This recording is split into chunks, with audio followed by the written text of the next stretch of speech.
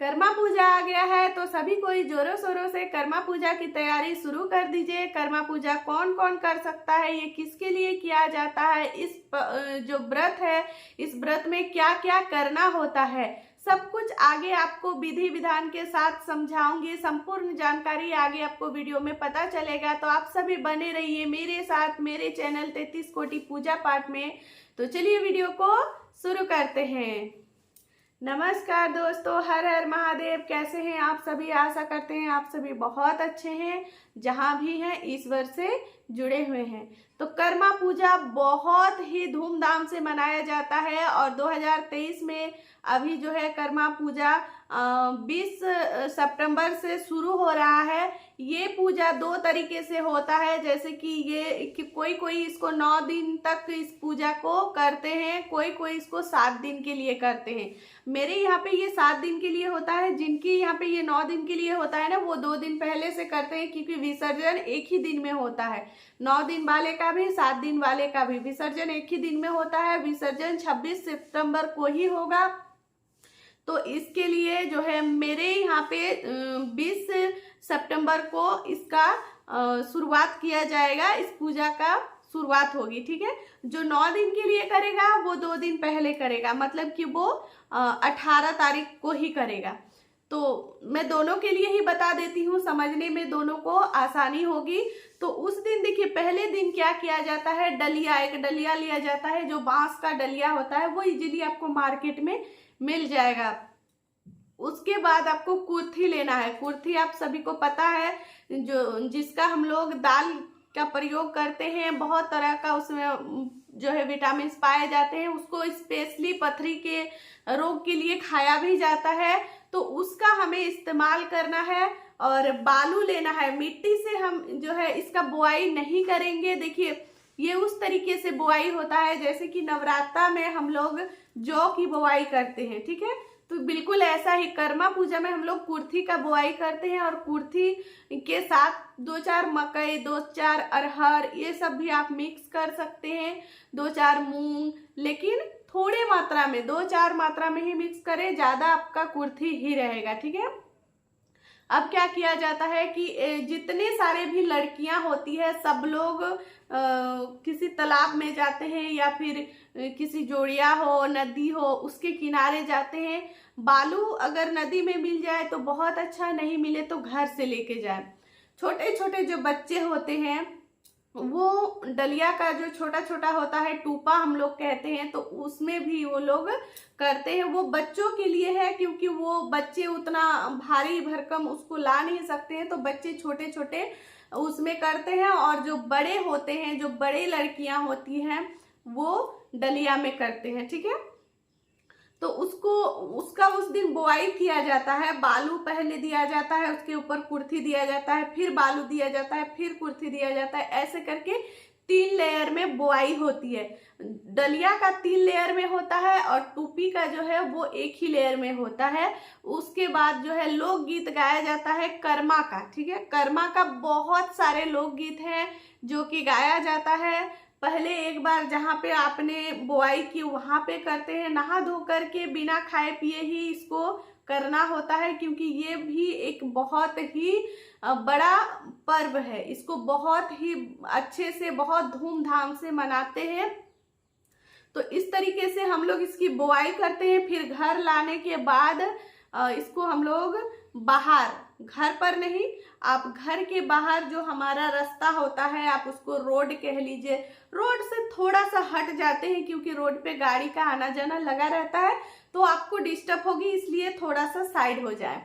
वहां पे गोबर से पूरा लिपा जाता है, बहुत अच्छे से उस दिन जो है बहुत अच्छे से साफ सफाई किया जाता है। और ये काम सुबह के समय में ही किया जाता है। उसके बाद गोबर से लिपने के बाद जब आते हैं तो वहां पे रखते हैं। तो उसको डायरेक्ट जमीन पे नहीं रखा जाता है। जो डलिया होता है उसको हम लोग पहले के समय में मचिया होता था, उसमें रखा जाता था। अभी तो खैर नहीं मिल रहा है, तो अभी क्या करते हैं, प्लास्टिक का जो छोटा छोटा टेबल आता है उसमें भी रखते हैं। लेकिन बोला जाता है कि जिस लकड़ी का जो टेबल होता है उसमें नहीं रखना हो चाहिए, क्योंकि उसमें लोहे का कील ठोका हुआ रहता है। तो जिस टेबल में लोहे का कील ठोका हुआ रहता है उसमें कभी भी पूजा पाठ नहीं किया जाता है। अगर हम लोग पूजा के लिए चौकी लगाते हैं तो उसमें भी अगर लोहे का कील ठगा हुआ है तो उसको आप लोग इस्तेमाल नहीं कीजिएगा। वहां पे ला कर रखते हैं और फिर सभी कोई जो है 5, 7, 9, 11 इस तरीके का लोकगीत गाते हैं और खूब इंजॉय करते हैं। उसके बाद वो लोग उसको रख देते हैं, फिर जाके खाना पीना खाते हैं। बहुत सारे लोगों के यहाँ पे खाना पीना में भी परहेज शुरू हो जाता है, लेकिन बहुत सारे लोग सब कुछ खाते हैं क्योंकि इस त्योहार को ना फुल्ली इंजॉय करते हैं, एकदम पूरे दिल से इस त्योहार को निभाते हैं। और काफी सारे लोग जो इसको जो है बहुत परहेज करते हैं, वो लोग कईयों के यहाँ पे रोटी नहीं खाया जाता है, बहुत सी चीजें। वैसे तो प्याज लहसुन का पालन हमें हर त्योहार में ही करना चाहिए, तो वैसे इसमें भी करना चाहिए। कहते हैं कि आप जितना पालन करते हैं उतना ही खूबसूरती से आपका जो कुर्ती है वो निखर के आता है। और उसके बाद आप यकीन नहीं करोगे कि 7 दिन के अंदर इतने बड़े साइज के हो जाते हैं वो कुर्ती। आप कहीं पे भी लगा लो लेकिन इतनी जल्दी इतनी तेजी से उनका ग्रोथ कभी नहीं होगा, लेकिन 7 दिन के अंदर वो विसर्जन हो जाते हैं, लेकिन 7 दिन में काफी बड़े भी हो जाते हैं। उसके बाद क्या होता है देखिए, सुबह शाम डेली सुबह शाम उसको बाहर निकाला जाता है। जहाँ पे निकालेंगे वहां पे गोबर से निपा जाता है, वहां पे निकाल के फिर उसको जगाया जाता है। जगाया कैसे जाता है, वही लोकगीत के द्वारा उसको जगाया जाता है। सुबह में भी आप 5-7 कर सकते हैं। सुबह अक्सर बच्चों को जल्दी रहती है क्योंकि अभी के समय के बच्चे फ्री नहीं है, वो लोगों को स्कूल ट्यूशन ये सब करना होता है, तो जल्दी जल्दी में वो लोग 3 भी करके घुसा देते हैं जितना का नियम है। और रात में खूब धमाल मचाते हैं, खूब मस्ती करते हैं, खूब नाच गाना जितना हो सके उतना करते हैं। सारी महिलाएं भी उसका साथ देती हैं, ऐसा नहीं है कि सिर्फ लड़कियां ही करती हैं। जो ससुराल में है वो ससुराल में भी अपने भाई के नाम पर ये करती हैं। ऐसे जो है लगातार 6 दिन तक चलता है। उसके बाद मतलब 6 दिन के दिन व्रत रहता है, सुबह से रात तक फास्टिंग रहता है, निर्जला व्रत होता है। व्रत वाले दिन तो पूरा दिन वहां पे बहुत अच्छे से मंडप के जैसे उनको सजाया जाता है। जहाँ पे हम लोग उसको रखते हैं, कर्मा को रखते हैं, वहां पे उसको मंडप की तरह सजाया जाता है। आप जितना खूबसूरती से जितना मन से सजा सकते हो वैसे सजाया जाता है।